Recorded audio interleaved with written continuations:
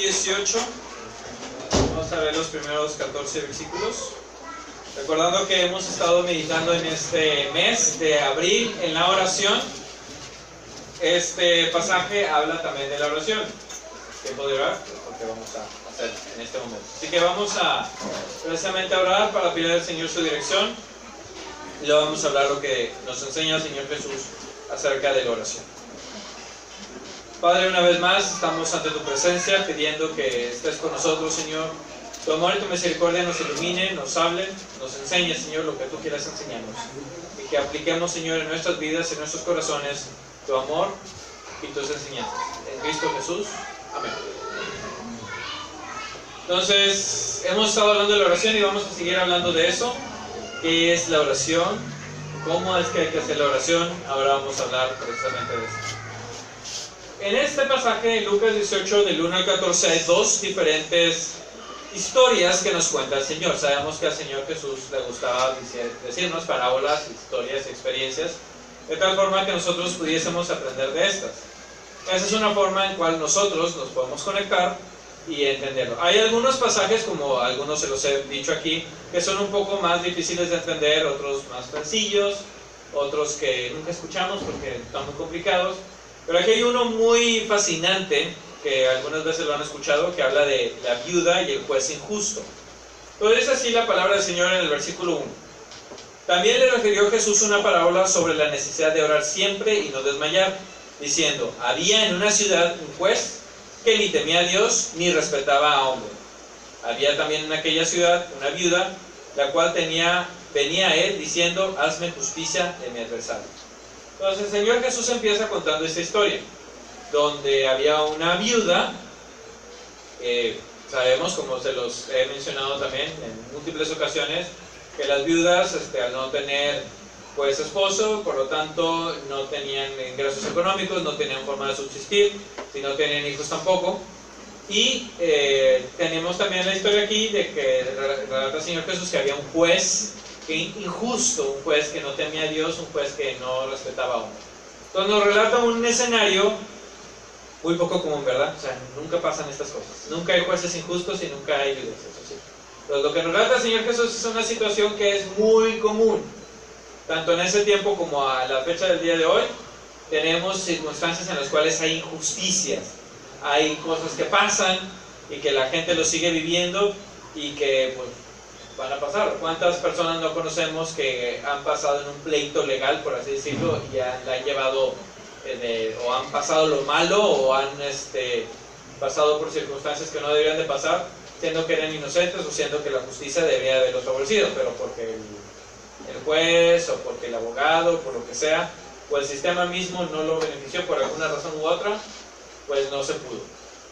Pues imagínense hace 2000 años teniendo a esta mujer viviendo en una situación de injusticia, pero aquí dice aquí: hazme justicia de mi adversario. Entonces, y puso adversario aquí en el término masculino, entonces podemos pensar de que la persona que estaba oprimiendo, la persona que había robado, la persona que había hecho algo en contra de esta mujer, era un hombre, y por lo tanto, no sé, a lo mejor quitándole propiedad, quitándole algo que le pertenecía a ella. Y como la justicia beneficiaba a los hombres más que a las mujeres, nada que ver con el día de hoy, claro es. Entonces, pues el juez, pues en todo caso no le hacía caso a esta mujer, como tampoco sucede en estos días.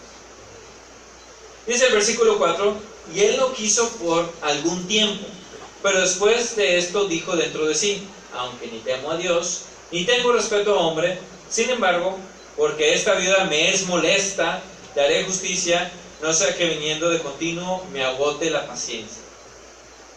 Está muy interesante ver este pasaje. O sea, la viuda va, imagínense, no sé, día y noche, o día mandándole mensajes en WhatsApp, o escribiéndole correos, mandando cartas, hablando con quien sea para molestarlo una y otra vez: hazme justicia con mi adversario, hazme justicia con mi adversario, hazme justicia con mi adversario, hazme justicia con mi adversario, una y otra vez continuamente. No sabemos cuánto, no sabemos cómo lo hizo, no sabemos dónde lo hizo, pero sabemos que constantemente estaba pidiéndole al juez que hiciera justicia. Y vemos que el juez simplemente pues, no quiso. Una y otra vez la rechazaba, la mandaba por un tubo, pero aún así iba la viuda una y otra vez a pedirle. Hasta, como dice ahí, le voy a hacer justicia ya para que deje de estarme molestando, ya para que ya me deje en paz, le voy a hacer justicia, le voy a hacer lo que ella me está pidiendo. Lo cual nos hace una enseñanza aquí, dice el versículo 6, y dijo el Señor, oíd lo que dijo el juez injusto. ¿Y acaso Dios no hará justicia a sus escogidos que claman a Él día y noche? ¿Se tardará en responderles? Os digo que pronto les hará justicia. Es muy interesante ver que la primera enseñanza que nos dice el Señor aquí es que debemos de ser perseverantes en oración. Debemos de perseverar, debemos de estar delante del Señor constantemente pidiéndole las cosas. Por eso dice, si este era un juez injusto, era un juez, en todo caso terrenal, un carne y hueso, que tenía un poder temporal, tenía una autoridad pues humana, y vemos a esta mujer pidiéndole constantemente algo y le cumple la oración, le cumple su petición.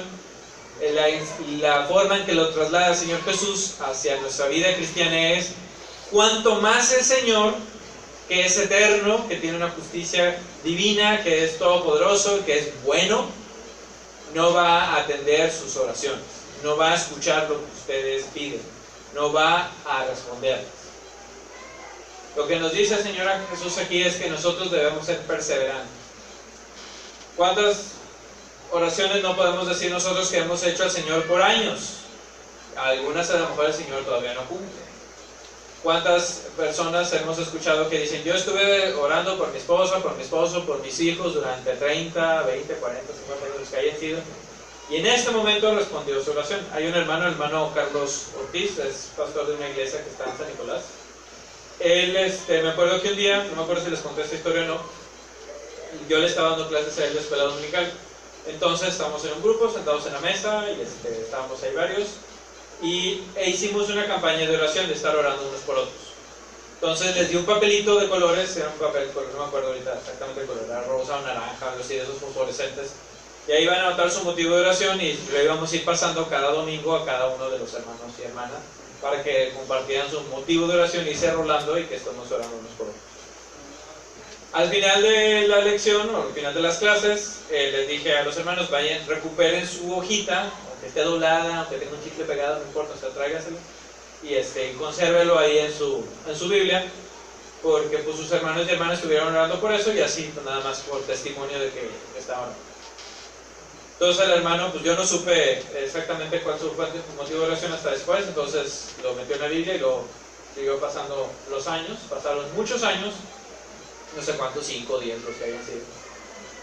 Y luego el hermano se acerca a mí y me dice, hermano, él es mi hijo Carlos, también, es mi hijo Carlos. Y luego me dice, le dijo, saludos, ¿cómo estás? Dios te bendiga. Y en eso el hermano saca una hojita de la Biblia, de su Biblia, y me dice, mira hermano, aquí tenía anotado orar para que mi hijo viniera a la iglesia, y este es el primer día, en todo el tiempo que llevo de venir, que viene aquí a la iglesia. Entonces, y todo este tiempo conservé ese papelito aquí. Y me lo enseñó y me pareció sumamente maravilloso ver que, a pesar del tiempo, a pesar de todo eso, la oración de él por su hijo persistía. ¿Cuánto más nosotros no debemos de persistir en nuestras oraciones y pedirle al Señor que cumpla su voluntad? Pero cuánto más nosotros debemos de pedirle al Señor por nuestras peticiones, nuestras necesidades al Señor. El Señor ciertamente sabe todas estas peticiones, en todas nuestras necesidades, pero constantemente debemos de estar pidiendo al Señor una y otra vez por las peticiones de oración. Debemos de hacer esto incesantemente. Por eso dice el Señor, ¿acaso Dios no hará justicia a sus escogidos que claman a Él día y noche? Pero recordemos esto, hermanos y hermanas, que una de las enseñanzas que debemos de perseverar en la oración. Alguien que hace ejercicio, o que le gusta hacer ejercicio, no va a caminar 20, 30, 40 kilómetros en un día, sino poco a poco va a ir ampliando su rango. Primero a lo mejor 1 kilómetro y luego 2 y así. Así nosotros también debemos ir orando, a lo mejor primero pedimos por nosotros y luego por los demás y luego ya vamos ampliando nuestras oraciones, pero así también nosotros debemos estar perseverando en nuestras oraciones y creciendo en nuestra oración. Si lo hacemos, créanme que les va a ir muy bien. El segundo punto que hablamos en este pasaje es que debemos de concentrarnos en la oración. Dice el versículo 8, dice: os digo que pronto les hará justicia, pero cuando venga el Hijo del Hombre, ¿hallará fe en la tierra? ¿En quién debemos de concentrarnos nosotros? ¿En quién debemos de centrar nuestra oración? En el Señor. Les había dicho, o les enseñamos a los niños que cierran sus ojos, junten sus manos, agachen su cabeza, en una forma de concentrarnos en la oración. Yo les recomiendo ampliamente que sí, nos concentremos en la oración en un lugar donde nadie nos moleste, ya sea en el baño, cuando menos, cerrada la puerta, donde nosotros podamos estar concentrados en orar al Señor. Donde sea que estemos, hagamos. Hay gente que ora conduciendo, nomás no se lo recomiendo mucho porque se pueden distraer. Entonces, pero debemos hacer. Ayer, como les decía en la mañana, en el mini retiro de oración, concentrarnos en oración o concentrarnos en Dios puede ser sumamente difícil, porque hay muchas cosas que nos distraen. Hay preocupaciones, hay que, ya tengo que pagar esta deuda, ya tengo que ir a este lugar, ya tengo que hablar con esta persona, ya me llegó un mensaje, ya bla bla bla, cuando deberíamos de desconectarnos del mundo y conectarnos con Dios, que eso debemos de hacerlo todo el tiempo. Les decía, en el Parque Fundidora antes me gustaba ir, hoy día no tanto, es demasiado comercial, pero antes me gustaba ir porque no había ningún comercio, no había puestos ahí de crepas, ni de hot dogs, ni de renta bicicleta, ni nada, o sea, todo estaba muy, muy bonito y mucho más limpio que ahora que fuimos nosotros. Pero el punto es de que era muy fácil concentrarse, o sea, caminando, no había tanta gente tampoco, y nada más caminando entre la naturaleza, escuchar el agua, ver los animales, aunque los patos estén gordos, ¿verdad? Que le tocó ver un pato muy gordo, decía la hermana en la mañana. Concentrarnos en la naturaleza, en lo que Dios creó, eso nos ayuda mucho en concentrarnos en oración con Dios. Pero debemos de hacerlo. Si no hacemos eso, si dejamos la oración para mero al último, dejamos la oración para cuando tenemos necesidades y problemas, dejamos la oración, ya no se diga ir a la iglesia, pero simplemente dejamos la oración como último recurso en lugar de primero, dejamos la oración para el último del día en lugar de lo primero, entonces pues no estamos enfocándonos, no estamos concentrándonos en la oración.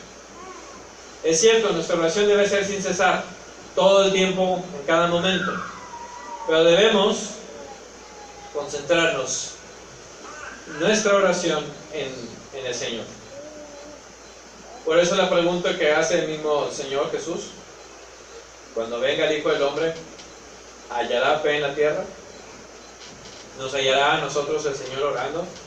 ¿Nos hallará a nosotros el Señor haciendo algo por Él? ¿O nos hallará haciendo cualquier otra cosa que no sea todo eso? Debemos de concentrarnos en la oración, pedirle al Señor con todo nuestro corazón, alma, mente y esfuerzo que se cumpla su voluntad en nuestras vidas y nosotros dedicarlo a eso. Es cuestión de práctica, de nuevo. Así como les decía, hacer ejercicio, así también es hacer la oración.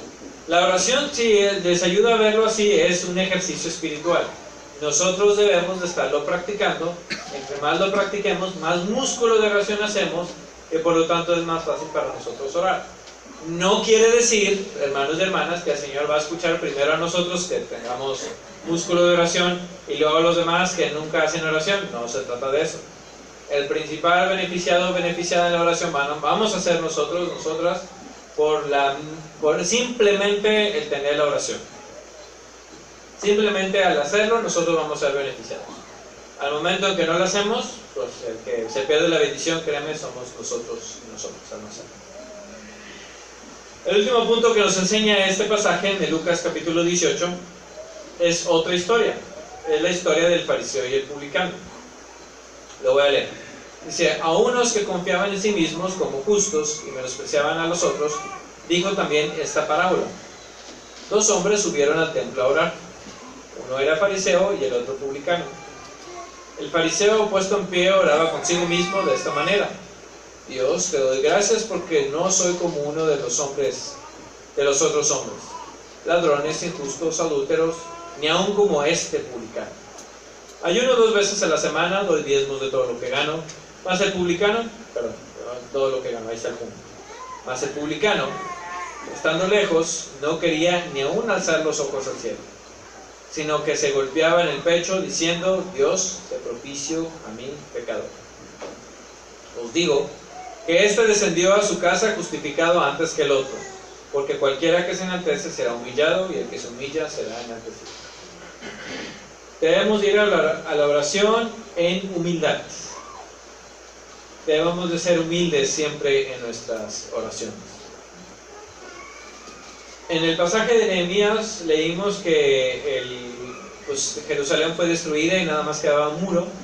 Actualmente en Israel, en Jerusalén, de lo único que es remanente de este templo del cual habla el Señor Jesús es precisamente el muro. La imagen anterior, ahí estaba el muro de las lamentaciones. Esto es lo único que queda. Todos los días judíos de todo el mundo, y ahí mismo van día y noche a orar ahí. En este muro hay huequitos donde ellos escriben sus oraciones y las meten en estos huequitos, y están constantemente orando a este muro porque es lo único que queda de aquel esplendor del templo de Jerusalén. Ese templo de Jerusalén era, como les he dicho también, del tamaño de 4 estadios de 4 campos de fútbol americano. Era grandísimo. Mucha gente iba. Recuerden los atrios que describimos: el atrio de los gentiles, el atrio de las mujeres, el atrio de los hombres, y luego de los sacerdotes, y luego de los sumos sacerdotes, y luego del sumo sacerdote, por ponerle un nombre. O sea, el lugar santo, el lugar santísimo, todo esto, que era una obra arquitectónica maravillosa, hecha, se tardaron más o menos 100 años en construirla, y se tardaron muy poquito en destruirla. El Imperio Romano, el ejército romano lo destruyó en el año 70 aproximadamente después de Cristo, dejando no piedra sobre piedra que fuera derribada, como bien el Señor Jesús profetizó. El que se enaltece será humillado, y el que se humilla será enaltecido. Los judíos en aquel entonces, bueno, a lo mejor todavía, eran muy orgullosos, y por lo tanto ellos confiaban en que su religión los iba a salvar, en que el templo los iba a salvar, en que la presencia del Señor estaba en un lugar nada más. Cuando todo fue destruido, ¿dónde estaba todo lo que ellos pensaban? Nosotros, en nuestro corazón debe ser así: no construir un corazón lleno de muros, lleno de ornamentos, oro, plata o bronce o lo que sea. No debemos de adornarnos nosotros en pensar lo que podemos hacer, o lo que tenemos, o lo que sabemos. La forma en que debemos de adornar nuestra vida, la forma en que debemos de adornar nuestro corazón, es teniendo un corazón sencillo, contrito y humillado, básicamente postrado todo el tiempo delante del Señor, sin nada más, ni más adorno ni más ornamento que nuestra humildad delante del Señor. Esa debe ser la forma en que debemos de orar: humillarnos delante del Señor, reconociendo que el Señor es el Señor y nosotros somos nosotros, y nosotros somos nada. Esa es la forma que debemos de hacer. El publicano decía todo lo que era, todo lo que hacía y todo lo que representaba. Suena hasta ridícula en la oración: gracias Dios te doy porque no soy como los demás y no soy yo, soy único e irrepetible. Básicamente es lo que decía el fariseo. Pero el publicano decía que sentado, postrado, dando golpes de pecho, decía que tuviera piedad el Señor de él. ¿Se fijan que todas las cosas que hacía el publicano también eran vanas? Dice: ayuno 2 veces a la semana, doy diezmos de todo lo que gano. Pero esto no tenía validez, sino la humildad. Eso es lo que el Señor nos enseña: que nuestra oración debe ser humilde, nuestra oración debe estar presente en desnudo delante del Señor. Entonces, hermanos y hermanas, lo que vimos el día de hoy es que nuestra oración, primero que nada, debe ser perseverante, estar perseverando en nuestra oración constantemente, así como la viuda pidiéndole al juez injusto que le cumpliese su palabra, que le hiciera justicia. Debe estar concentrada en el Señor Jesús y debe ser humilde. Oremos, hermanos y hermanas, con estas actitudes que nos enseñó el Señor Jesús. Oremos constantemente, oremos concentrados en Él, y oremos en humildad, sabiendo que los y las beneficiados por estas oraciones que hagamos al Señor somos nosotras, porque el Señor nos va a guiar en su voluntad. Y es verdad, solamente tenemos que dedicar tiempo al Señor para que el Señor escuche nuestras oraciones y esté atento a nosotros. Oremos. Padre Celestial, te damos tantas gracias por la palabra que nos regalas nuevamente, Padre Celestial. Te damos gracias, Señor, porque estás siempre al pendiente de nosotros, siempre cuidándonos, siempre protegiéndonos. Te pedimos, Señor, que nos dé la humildad de estar delante de tu presencia, reconociendo lo que somos, dedicándolo todo a ti, Señor. Concentrando nuestros ojos, nuestro ser, nuestro corazón en tus manos, en tu ser, Señor, en lo que eres tú. Y, Señor, ser perseverantes en la oración, luchando cada día, Señor, para ser como tú. Te lo pedimos, Señor, todo esto en el nombre del Todopoderoso Cristo Jesús, cual resucitó, venció la muerte por nosotros y nos regala la vida eterna. Nuestro Señor Jesús. Amén. Amén.